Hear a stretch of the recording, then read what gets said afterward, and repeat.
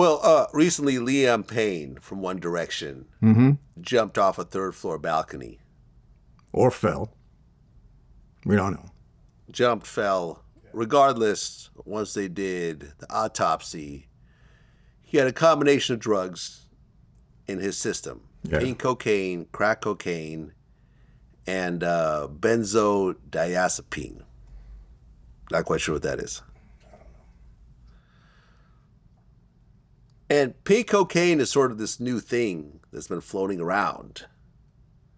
Now, this hits somewhat close to home with you. Number one, your brother had been a drug addict his whole life. And he's still alive, right? Still alive. He's clean now for a number of years, yes. Do you actually meet up with him now? I hadn't seen him for a while, and then my wife invited him to my 70th surprise birthday party. That was 3 years ago.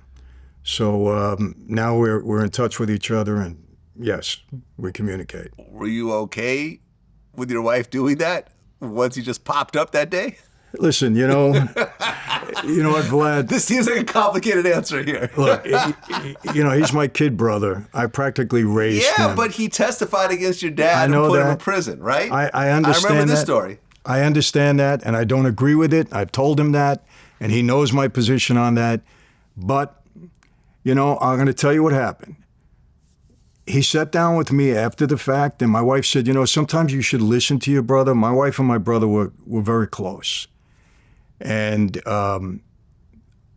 I listened to some of the things that he had told me that he was going through as he was growing up that I never stopped to think about. We had a very turbulent childhood.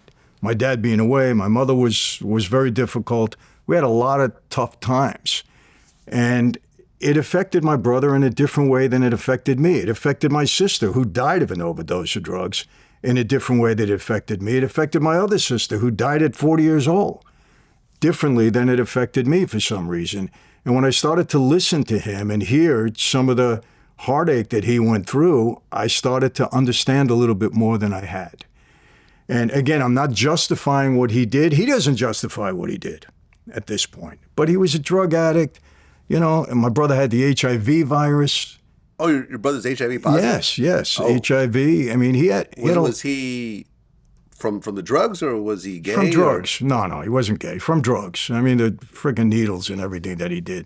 I mean, my brother was hardcore. Not to say, before people jump all over me, not to say that only gay people get HIV, but it's just more likely, exactly, based on the type of sex that they do, that it's spread more commonly in the male gay community. That's all I'm saying. I don't want to be canceled over this. And we agree on that. Yeah. It does, but no, it was through his needles or whatever the heck he was doing at that time.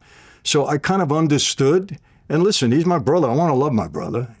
I raised the kid, and so we're getting close again. And he did what he did. I think everybody deserves a second chance in life if they're for real, and I believe my brother is. And I'm going to actually I told him, if you ever want to sit down and talk about it, online or not online, it's up to you. I think he's ready to do that. I think people will kind of understand what he went through. So he's going to do an interview with you on your show? Yeah. Okay, that'll be pretty epic. Yeah. Yeah.